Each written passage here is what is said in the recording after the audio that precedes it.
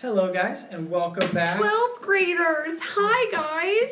It's your, wow, that was so annoying. Hi guys. Hi guys. Hi guys, it's me. What was that? Hi guys, it's me, Fred. I is don't know, that? we were getting off topic, right? So Already.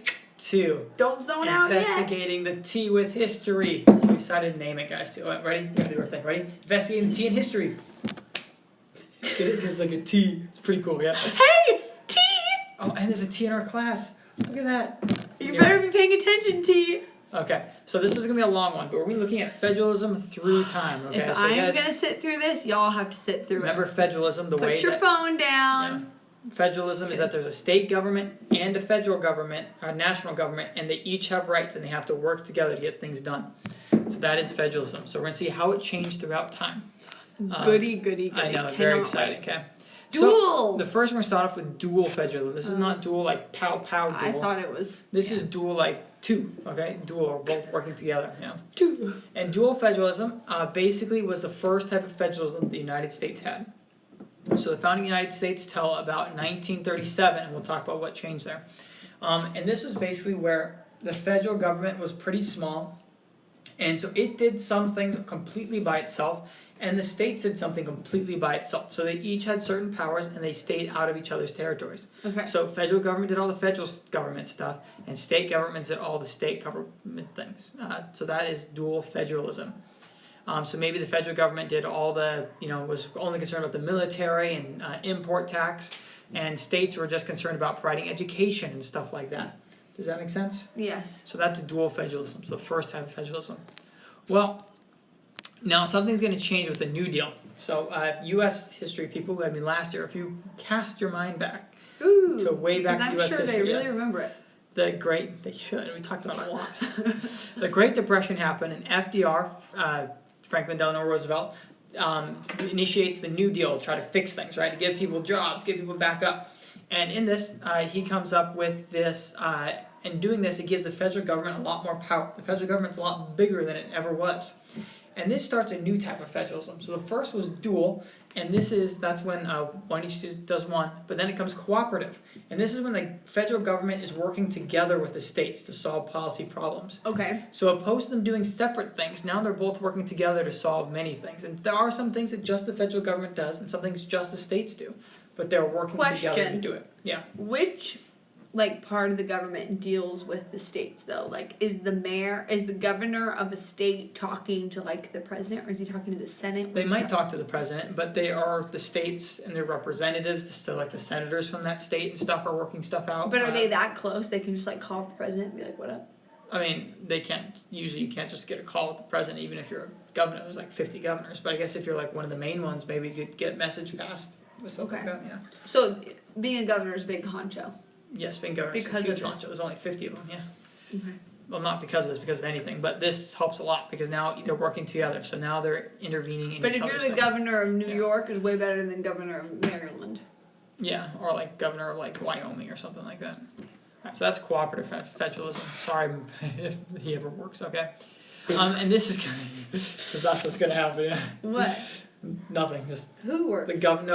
I'm just imagining it's the governor of Wyoming. I think it's just insulted somehow. Someone passes it on, and it's Don't tell the governor of Wyoming. Yeah, you never know with the internet. Anyways, so historical trend. This shows how much money was given to the federal government. The federal government's given to the states over time, and you can see basic increases. That's all it's showing. His name is Mark Gordon. Oh, okay. Sorry, Mark Gordon. Yeah. Governor Mark Gordon. You can see it basically just increases, right? It's going up the amount of federal aid to states, and it's been increasing from years to years with this cooperative federalism. They work together. But some states get more than others. Yes, yeah. And so this basically, the expansion of national power diminishes the power of the states, kind of. It's more, but it takes away from this dual federalism, as we talked about right there. You can see in that picture there, they're shaking hands, they're working together. It's no longer the state's kind of doing its own thing and kind of has and is kind of fearing that the federal government's doing its own thing. No, they're both working together. And this is the surprise, Mrs. Magera. Oh, I bet you didn't know we're going to talk about. I'm so excited. What are we talking about? Cake. Okay. I love cake. That's great. You don't know what my favorite cake is? That's where my brain is chocolate going. Cake. Yeah. So the reason why is because one of the most famous analogies for this is called the cake analogy. And this is Okay, why. I'm here. Have you ever listening. had a layer cake before? All the time. Yeah, and Like what's- that fudge in the middle. Yes, so usually there's like a layer of maybe vanilla and layer on top of chocolate with like a layer of fudge in the middle or something like that. Ooh, Yeah. you're speaking my Or maybe language. there's ice cream or something like that. Ooh. So that is dual federalism. Oopsies, I totally didn't mean to move that. That is dual federalism, where you have a layer of like state and a layer of national government, and they are separate, but they're still a cake. So it's still the nation, it's just they're separate.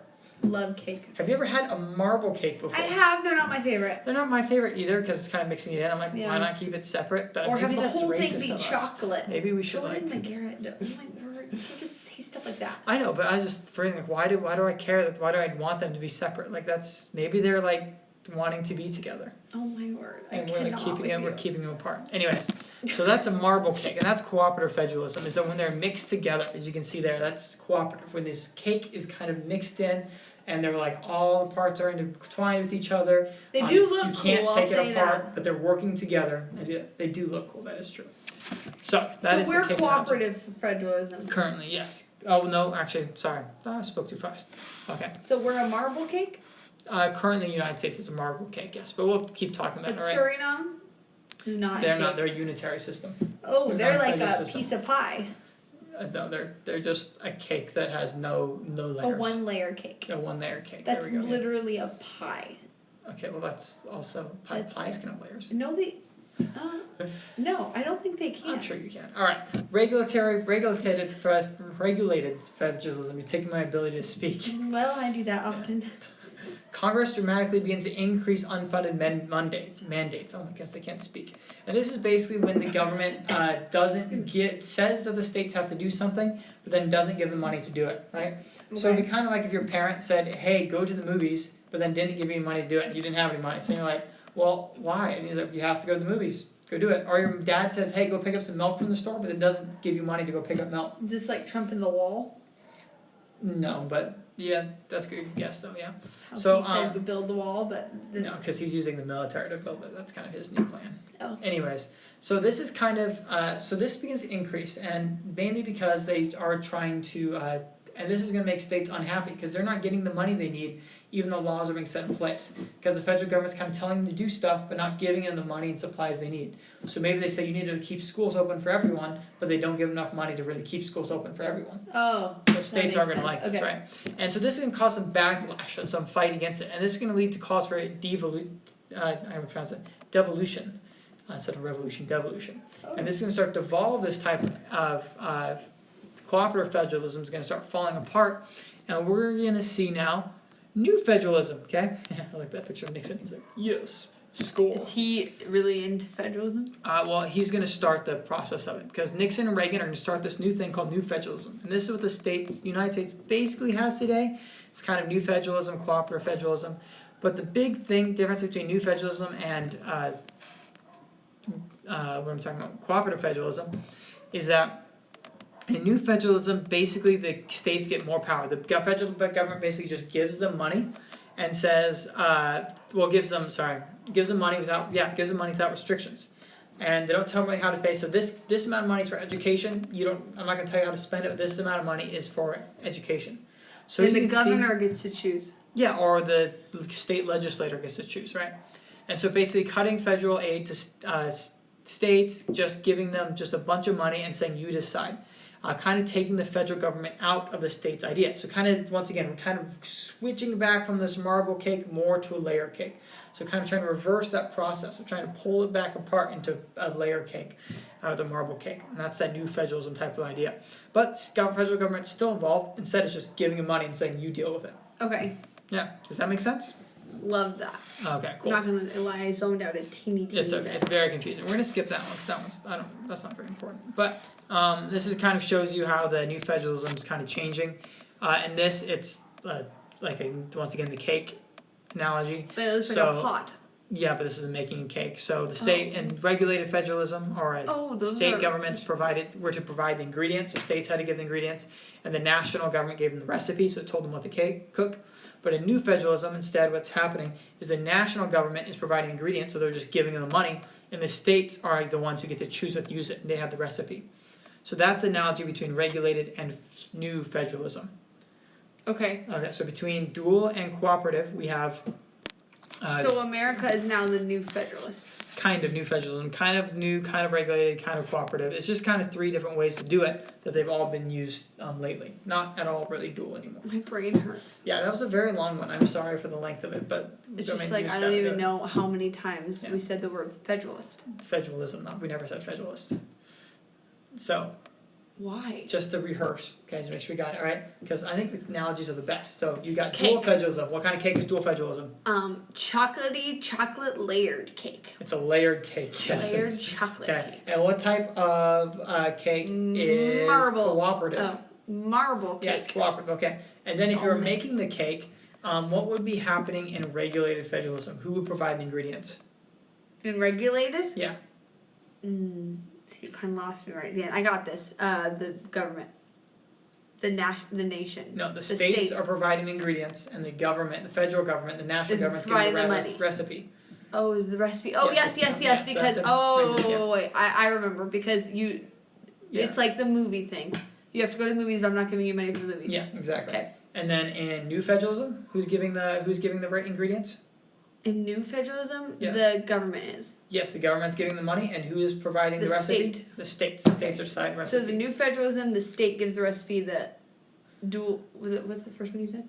The old federalism. A dual. Dual Who's dual, federalism. cooperative, regulated, new. That's Yes, a so lot. a lot of federalisms, 4 of them.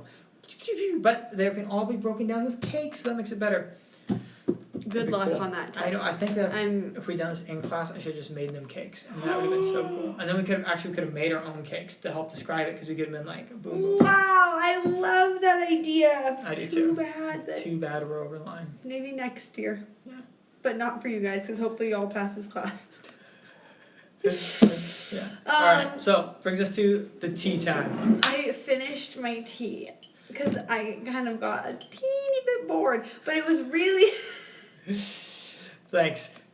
It's okay. You can I love you. I love you. I love too, you. love you. It wasn't you. It was a lot of federalism. That's okay. Okay, but I did prepare tea. There's a little bit left in there of Ceylon tea. Anyway, it was. This is the thing. It's really hard with government to like find interesting tea facts about it because you're just explaining what federalism is. There's nothing shady about it, you know? But I will say the person who was really for federalism was Alexander Hamilton. And Alexander Hamilton. there's a play about him. Amazing. You should give them extra credit to watch that one. Sure. If you watch the play, take notes on it. I'll give you 15 points extra credit. It's a commitment, It but is like 3 hours. get ready to It's good, sing though. all the time. It's so interesting and it's a true story. Yeah. The only part that's not true is the cat part. Even though Which really bugs me. he says that's true. And the It says Martha Washington way too long. named his You're gonna explain it. tomcat after him. Okay. Anyways. So Alexander Hamilton liked it, but there were people called anti-federalists, and they were against federalism. But that's more. They weren't really against federalism. They were against the federal national government. They wanted more of a confederal system. Yes, because they were scared it was going to become like the Yeah. monarchy. This again. is the beginning of the United States, but Yeah, this is the beginning of the United States. ever since then, it's been just federalism and changing that type of federalism and who I- has more power, states or federal government, and who can do what and who's giving money and all that stuff. As an American who has lived in a state, let me tell you, this has been an issue because there's people usually in the school system. Because I went to public school. This kid went to private school. Well, I guess all of you also go to private school. But I went to public school. That's all I have to say about that. But you see, like, art, like, they always cut the art department first. Always, the art classes always leave first when they have to, like, make things. Because the math classes and stuff always get bigger, but art classes get cut. And that didn't really have anything to do with that. I'm really sorry, guys. So that brings us to the end of this episode. Sorry, it's such a 14 long minutes one. long. You guys have a great night. We miss you all. We miss you guys so much, and maybe we'll all get to eat cake one day together. Yes, bye guys.